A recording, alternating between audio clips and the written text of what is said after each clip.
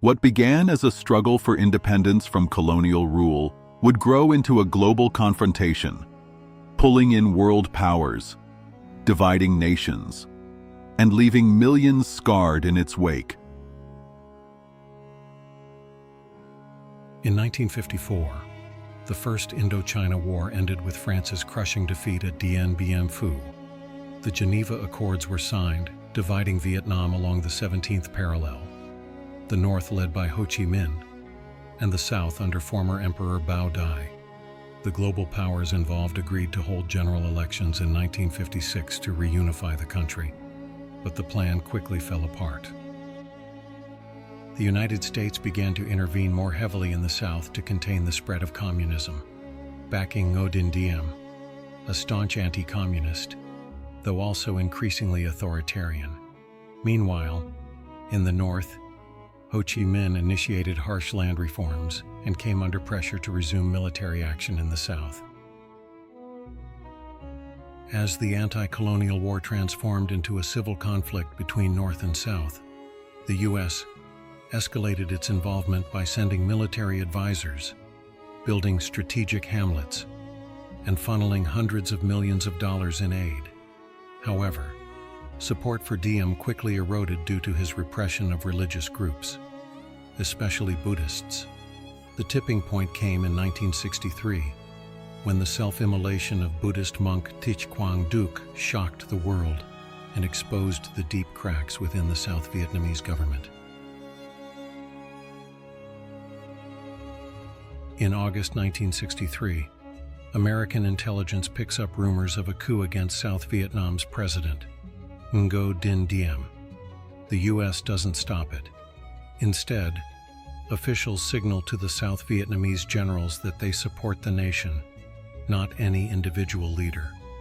On November 1st, Diem and his brother are overthrown and executed, likely not part of the original plan.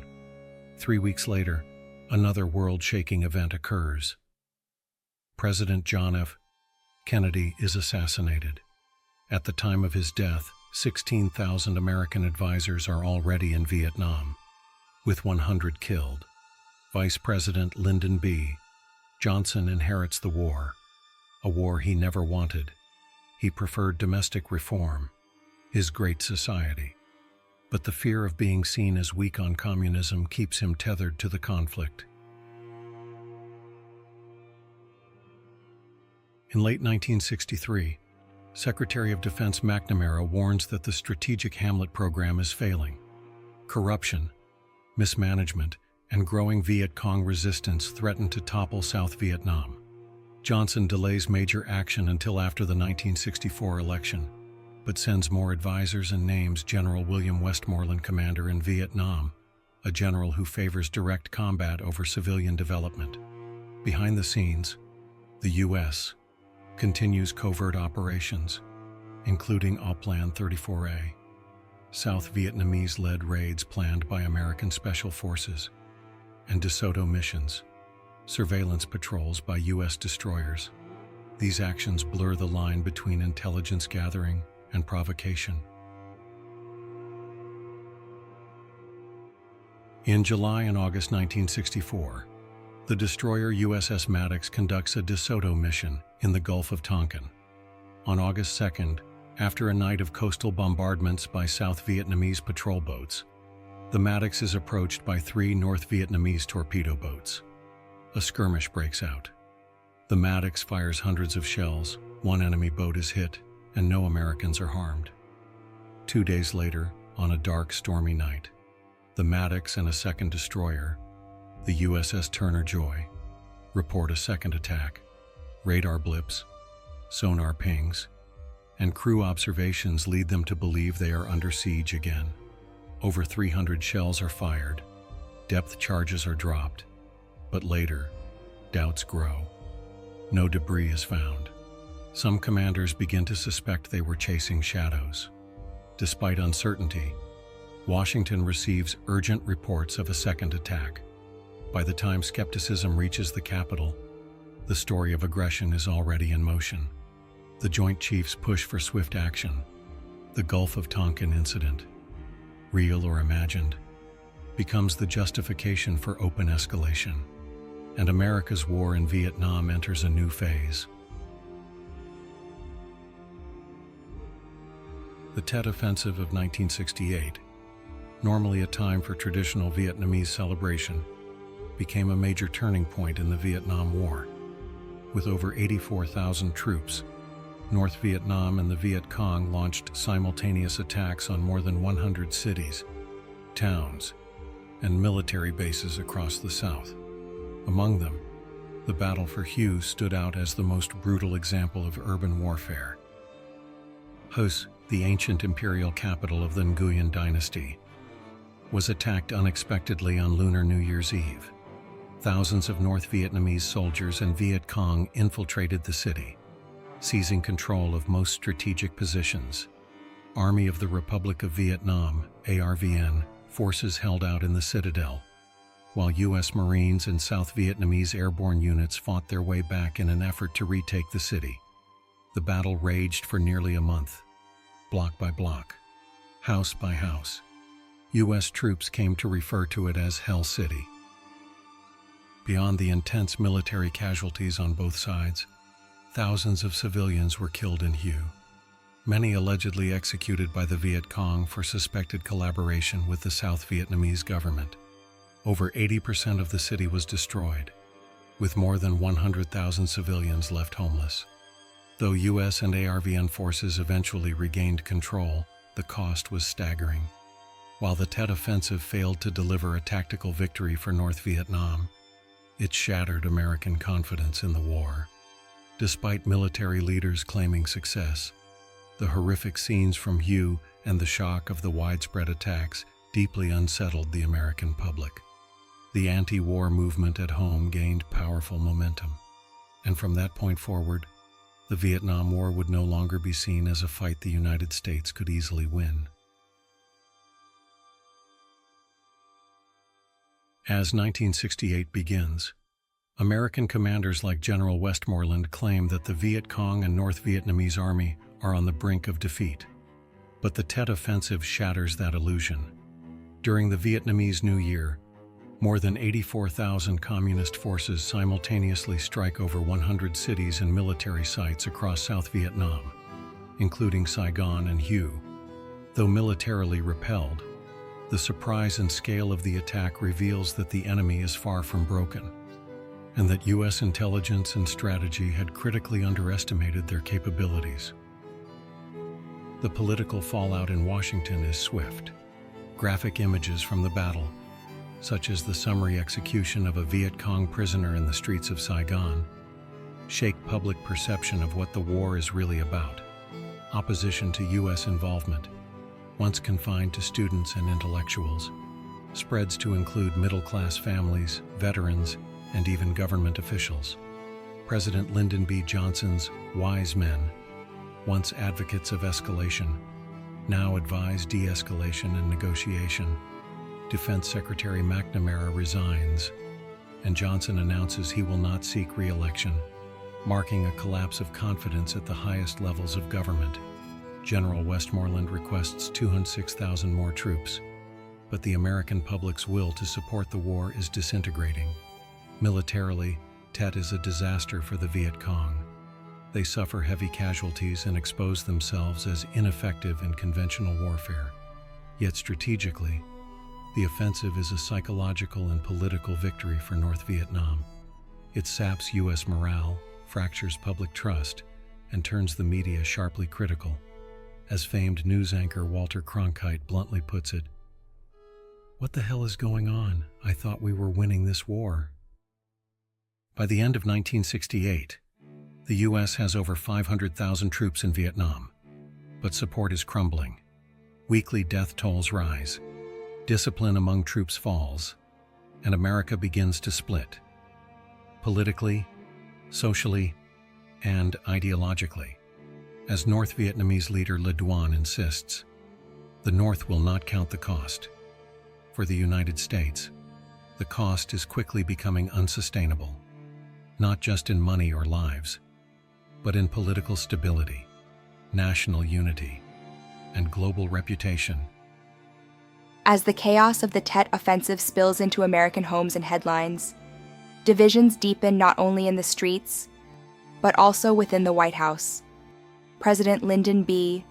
Johnson, having lost much of his party's support, chooses not to seek re-election. Disillusioned and politically isolated, Johnson hands over the reins of the Democratic campaign to his vice president, Hubert Humphrey, a man critical of Johnson's Vietnam policies. In an effort to stabilize both the war effort and public perception, Johnson replaces General Westmoreland with General Creighton Abrams. While Abrams continues aggressive operations such as Ton Thang II, reportedly killing thousands of enemy troops, his strategy also shifts toward pacification and targeted attacks rather than massive ground offensives. The tone begins to change. But the momentum is hard to reclaim. In the political arena, Republican candidate Richard Nixon surges ahead in the polls with a vague but resonant promise of peace with honor. His lack of specifics is strategic, allowing him to appeal broadly without committing to a plan. Meanwhile, Johnson tries to salvage the Democratic campaign. Just days before the election, he halts all bombing of North Vietnam, citing progress in Paris peace talks. It's a bold move, meant to boost Humphrey's standing. But behind the scenes, Nixon's team quietly undercuts the initiative. They reach out to South Vietnamese President Nguyen Van Thieu, promising greater support if he delays or rejects Johnson's peace overtures. Thieu complies, refusing to participate in meaningful negotiations. On November 5, 1968, Nixon wins the presidency by a narrow margin. The Republicans now inherit the war and the fractured country it helped divide. As Nixon steps into office, his goals are twofold: end America's direct involvement in Vietnam and maintain U.S. global credibility during the Cold War. To do so, he crafts a complex approach, one that promises both de-escalation through troop withdrawals and escalation through intense pressure on the North, covert operations and diplomacy by leverage. Nixon's strategy: Vietnamization and rising disillusionment, 1969-1971. As President Nixon enters office, his strategy centers on Vietnamization, gradually withdrawing American troops while empowering the South Vietnamese ARVN to take over combat operations. The dual goal is to reduce American casualties and maintain U.S. credibility without a clear military victory. Nixon also introduces the madman theory, aiming to pressure North Vietnam into negotiations by projecting unpredictability and the threat of overwhelming force, including secret bombings in Cambodia. Kissinger, aligned with Nixon's realpolitik, supports escalation as a means to negotiation, not victory. North Vietnam, however, remains determined. Despite the heavy toll of the Tet Offensive, leaders like Le Duan push for more fighting, even as morale and resources stretch thin. The death of Ho Chi Minh in 1969 marks a symbolic loss, though the war effort continues. Meanwhile, U.S. troop withdrawals begin, from 475,000 in 1969 to 334,000 in 1970, helping Nixon's approval at home. The ARVN expands rapidly and becomes one of the largest and best-equipped forces globally. Yet, corruption, poor morale, and desertions undercut its effectiveness. Many South Vietnamese soldiers express ambivalence about fighting their own countrymen. In April 1970, Nixon authorizes a controversial U.S. ARVN incursion into Cambodia, aiming to destroy Viet Cong bases. The operation captures supplies but fails to eliminate command centers. Worse, it pushes North Vietnamese forces closer to the Khmer Rouge and reignites anti-war protests in the U.S. The shooting of student protesters at Kent and Jackson State Universities shocks the nation. Nixon appeals to the silent majority, maintaining domestic support. However, internal dissent grows. Even in Congress, covert surveillance intensifies, and Nixon consolidates decision-making within a tighter circle, centered around Kissinger. In Vietnam, as U.S. combat troops draw down, discipline erodes. Search and evade missions replace active engagement. Drug use soars. Fragging, the deliberate killing of unpopular officers, becomes disturbingly common, further signaling the collapse of military morale. Between 1969 and 1972, nearly 800 fragging incidents are recorded, though actual numbers may be higher. The social and political fragmentation in the U.S. finds a mirror in the disintegration of unit cohesion and purpose among remaining forces in Vietnam. While the war drags on, the American home front, and the Army itself, becomes a battlefield of its own. Internal dissent, failed operations, and diplomatic pressure, 1971, early 1972. By 1971, while the Nixon administration continues its Vietnamization policy, cracks widen both on the battlefield and at home. Despite claims of improved pacification and a stronger ARVN, American troop levels are now reduced to 157,000. U.S. officials hope the South Vietnamese can carry out offensive operations independently. However, this hope is shattered with Operation Lam Son 719, a bold attempt to cut the Ho Chi Minh Trail in Laos. Without U.S. ground troops, the ARVN, backed by American air support, initially makes progress. But fierce North Vietnamese resistance leads to a humiliating retreat, costing up to 8,000 ARVN casualties and significant loss of equipment, including tanks. Back in the U.S., anti-war sentiment intensifies. The conviction of Lieutenant William Calley for the My Lai massacre, in which hundreds of unarmed Vietnamese civilians were slaughtered, further polarizes the public. A surprising 65% of Americans express little outrage. Nixon responds by placing Calley under house arrest, eventually securing his release in 1974. The Pentagon Papers, leaked in June 1971 by Daniel Ellsberg, are a bombshell. They reveal decades of mismanagement, deception, and domestic political motivations behind U.S. policy in Vietnam. Public trust erodes further. By mid-1971, 58% of Americans believe the war is morally wrong, and a majority support full withdrawal, even if it means South Vietnam falls. Domestically, racial tensions within U.S. forces grow increasingly violent, particularly following the assassination of Martin Luther King Jr., whose opposition to the war had been vocal. Riots on Vietnam bases result in 46 deaths, and racial clashes mirror the unrest back home. Even some veterans join the growing protest movement. Vietnam Veterans Against the War, including future Secretary of State John Kerry, draw attention with powerful testimony. How do you ask a man to be the last to die for a mistake? Amid this growing disillusionment, Nixon and Henry Kissinger shift toward diplomacy.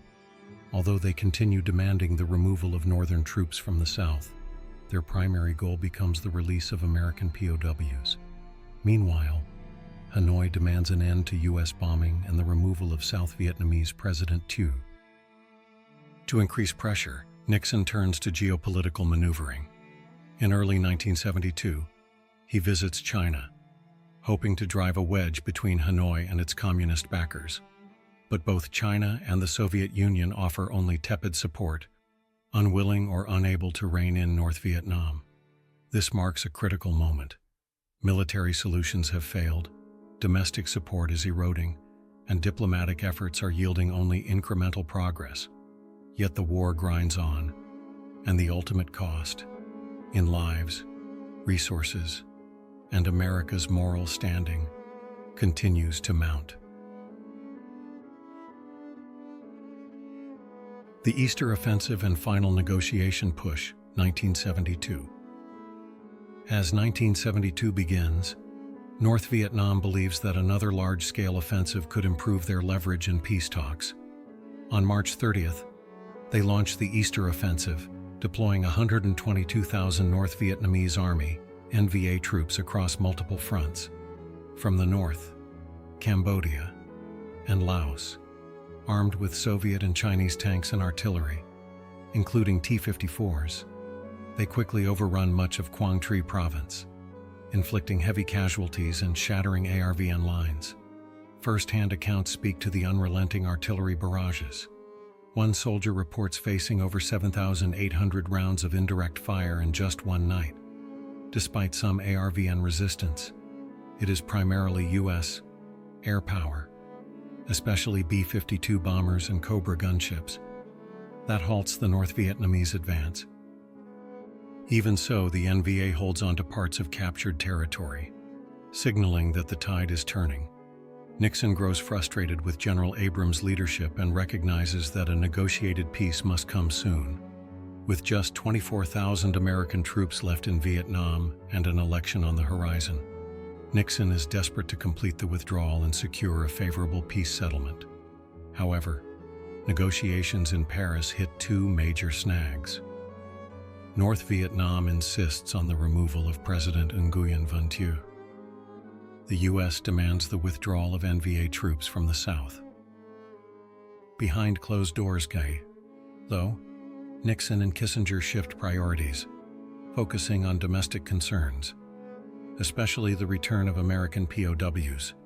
Maintaining America's global image becomes more about optics than true victory. As Kissinger privately notes, what the U.S. really needs is a decent interval between U.S. withdrawal and the likely collapse of South Vietnam. We are ready to withdraw all of our forces by a fixed date and let objective realities shape the political future. We want a decent interval. Henry Kissinger.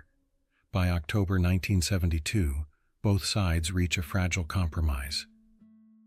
The U.S. agrees to fully withdraw its troops and recognize the Provisional Revolutionary Government, Viet Cong's political wing.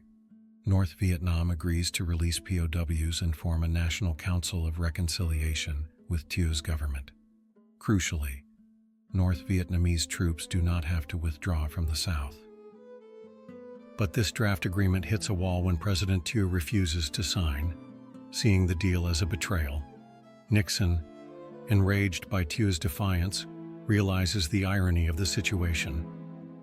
After promoting South Vietnam as a sovereign democracy, the U.S. is now frustrated that its ally won't blindly follow American orders. As 1972 ends, the war approaches a critical turning point. Peace may be within reach, but not without more bloodshed, political theater, and final maneuvers. Operation Linebacker II and the End of U.S. Involvement, 1972-1973.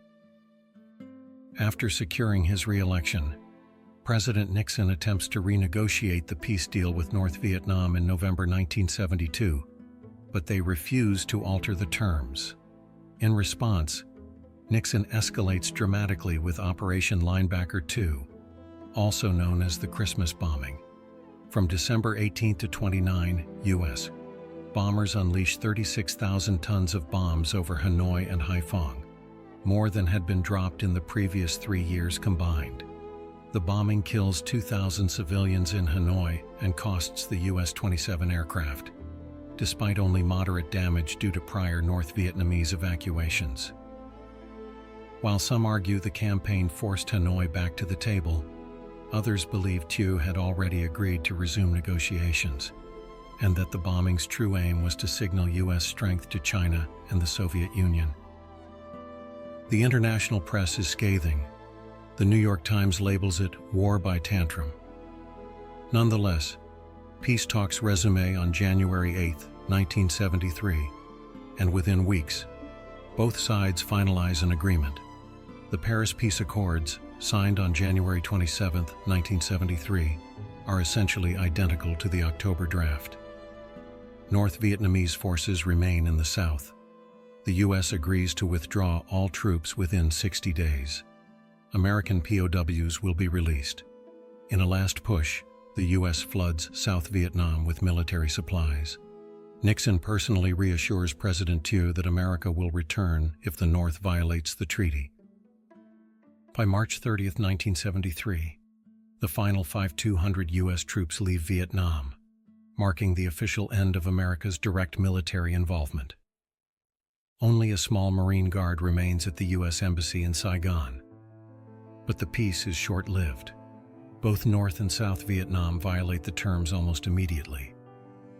The North reinforces and re-equips its southern units, using new weapons and secretly moving more troops into the region. President Thieu refuses to cooperate with the proposed Council of Reconciliation and continues military operations in contested zones. While the North avoids large-scale engagements to prevent a U.S. return, the broader conflict quietly reignites. However, a renewed American intervention becomes increasingly unlikely.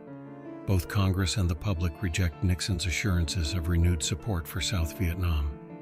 In response to Nixon's escalation and promises, Congress passes laws curbing presidential war powers, halting the bombing of Cambodia, and drastically cutting aid to South Vietnam.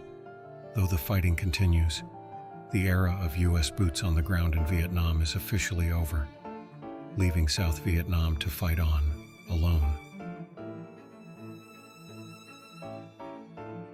The fall of Saigon, 1974-1975. The Watergate scandal severely undermines President Nixon's authority. When it's revealed that he illegally surveilled political opponents, calls for impeachment grow.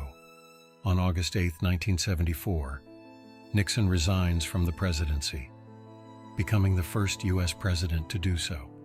His successor, Gerald Ford, vows to continue supporting South Vietnam, but without Nixon's influence and in a Congress now dominated by anti-war sentiment, U.S. aid becomes increasingly limited. The North Vietnamese leadership senses opportunity. In December 1974, they test the South's resolve by capturing Phuoc Long province. The ARVN response is weak and disorganized, and, crucially, the United States does not retaliate. Seeing this, North Vietnam begins planning a large-scale campaign in early 1975. Though originally intended to bring victory in 1976, the Ho Chi Minh campaign gains momentum faster than expected. In March 1975, North Vietnamese forces seize Ban Mae Thuot in a surprise attack. President Thieu, overwhelmed and indecisive, orders a withdrawal from the Central Highlands, a move that rapidly spirals into chaos and a full military collapse. The ARVN disintegrates as North Vietnamese troops roll through the south. Coastal cities fall, and panic spreads across South Vietnam. In Xuan Loc, ARVN forces make a final stand, but after 12 days of heavy fighting, they too are overrun. As North Vietnamese troops close in on Saigon, the atmosphere turns surreal. American journalists describe it like watching a hopeless game. 56-0 late in the fourth quarter. No joy, just a yearning for the inevitable to conclude. President Thieu resigns on April 21st, blaming the U.S. for abandoning South Vietnam. As the North launches its final assault on Saigon, evacuations begin. But they are frantic and chaotic. Tens of thousands of desperate civilians storm the Tan Son Nhut airport, which quickly becomes overwhelmed and comes under fire. With the airport disabled, crowds flood to the U.S. Embassy. Helicopters land on rooftops and ferry evacuees to waiting ships offshore. In the span of 2 frantic days, the U.S. manages to evacuate 1,000 Americans and around 5,500 Vietnamese during Operation Frequent Wind. But thousands more are left behind. Witnesses describe desperate scenes. Planes taking off with doors still open, gunfire in the air, screaming families, and people praying aloud in fear. As the last helicopter lifts off from the U.S. Cao Embassy roof in the early hours of April 30th, 1975, North Vietnamese tanks roll into Saigon. The Vietnam War is over. South Vietnam falls. Saigon is renamed Ho Chi Minh City, and for the United States, after decades of involvement, nearly 60,000 lives lost, and billions spent, it ends not with victory, but with the haunting image of helicopters fleeing rooftops, leaving behind allies, hopes, and the bitter legacy of a war that divided a nation. The end of the war and its lasting legacy, April 1975 aftermath. As NVA tanks roll into Saigon on April 30, 1975, they encounter little to no resistance. One tank famously crashes through the gates of the presidential palace, marking the official surrender of South Vietnam. Just days later, by May 3rd, North Vietnamese forces secure the Mekong Delta, bringing an end to decades of warfare. In 1976, the Socialist Republic of Vietnam is formally proclaimed. Saigon is renamed Ho Chi Minh City, and Vietnam is unified under a communist regime. For the United States, this ends a long and costly intervention that began as early as 1950.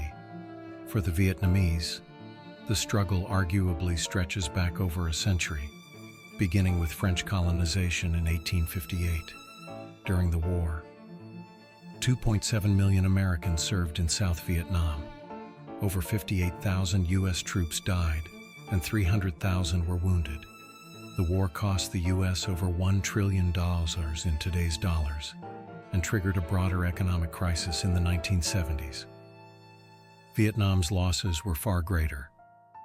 Civilian casualties are estimated at up to 2 million. Around 1 million North Vietnamese and Viet Cong fighters may have died. 250,000 South Vietnamese troops are believed killed in action. Following the war, repression and reconstruction defined life in the South. Roughly 200,000 South Vietnamese were sent to re-education camps. Reports of political executions exist, though their full extent is unclear. Around 10% of farmland in the South was devastated, partly due to chemical defoliants like Agent Orange, which left long-term health effects, including cancer and birth defects. The North imposed a centralized communist regime, even shocking some former Southern revolutionaries. Hopes for a pluralistic post-war Vietnam were crushed by collectivist policies and ideological conformity. By 1979, economic hardship and political oppression forced 2 million Vietnamese to flee, many via dangerous sea routes, earning them the name Boat People. Among them were many ethnic Chinese fleeing ethnic tensions and state-sanctioned seizures of private assets. But the war's impact wasn't confined to Vietnam. The conflict destabilized Cambodia and Laos, with both countries drawn deeper into Cold War rivalries.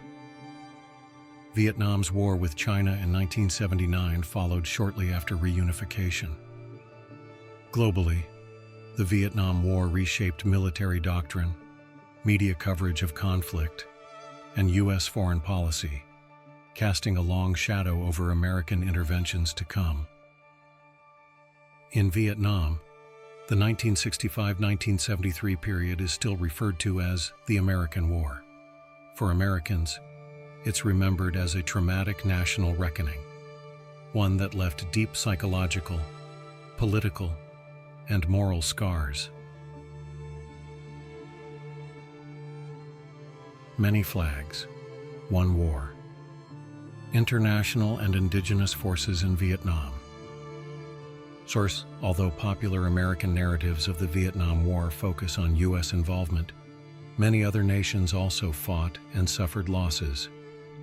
On both sides. In 1965, President Lyndon B. Johnson launched the Many Flags campaign to gather international support under the SEATO alliance, hoping to legitimize the war effort. However, few nations joined. France refused to return, and Britain, citing Geneva Accords responsibilities and preoccupations in Malaya, stayed out. Only a few countries contributed militarily, mostly in exchange for American aid. The Philippines sent 2,300 troops in return for $80 million in aid. Thailand contributed 12,000 troops and allowed U.S. air bases. Australia joined early due to concerns about Chinese and Indonesian threats. They deployed 60,000 troops overall, fighting with distinct jungle warfare tactics and contributing significantly in operations like the Battle of Long Tan, 1966. New Zealand provided artillery units alongside Australia. South Korea provided the largest non-US contingent, over 320,000 troops, peaking at 50,000 in 1969. They were known for strict discipline and harsh tactics. In exchange, South Korea received extensive U.S. economic and military aid, contributing to its later economic rise. Allied nations often pursued different strategies from the U.S., particularly Australia, which emphasized village pacification and small unit operations. South Korean forces gained a fearsome reputation, sometimes being used in controversial roles like suppressing enemy-supporting villages. As the U.S. began withdrawing in 1969, its allies followed suit, all leaving by 1973. Total Allied casualties included: South Korea, 4,400 killed. Australia, 512 killed. Thailand, 351 killed. New Zealand, 37 killed. Philippines, 9 killed. SEATO, the alliance meant to unify this effort, was dissolved in 1977. Beyond international allies, the U.S. recruited local Vietnamese ethnic minorities, especially the Montagnards, highland peoples who were often Christian and culturally distinct from the Kinh majority. Starting in 1961, they were organized into Civilian Irregular Defense Groups, CIDG, trained and led by U.S. Special Forces, sometimes with Australian assistance. Montagnards quickly proved skilled and loyal, appreciated by American soldiers for their discipline and bravery. Initially tasked with local defense, their role expanded into mobile counterinsurgency operations. They acted as scouts, interpreters, and interrogators, often launching ambushes and providing vital intelligence. A signature tactic involved establishing fighting camps in enemy territory. These fortified outposts were built cheaply, about $10,000, using local materials and labor. Defended by CIDGs and a few U.S. or Vietnamese special forces, the camps were layered with barbed wire, mines, mortars, and bunkers, designed both for defense and launching offensive actions. A notable success occurred on April 8, 1967, when CIDG forces independently ambushed an NVA company retreating from an attack, killing 42 and capturing 20 weapons, demonstrating their growing effectiveness. This part of the war illustrates the global and local dimensions of the Vietnam conflict. From South Korean divisions to Highland Montagnard tribes, the war drew in diverse actors united by complex alliances, political bargains, and strategic needs. However, despite their efforts, none could shift the ultimate outcome once U.S. support began to erode. As the Vietnam War intensified, the U.S. established fighting camps deep in enemy territory. Fortified outposts staffed by Montagnard CIDGs and U.S.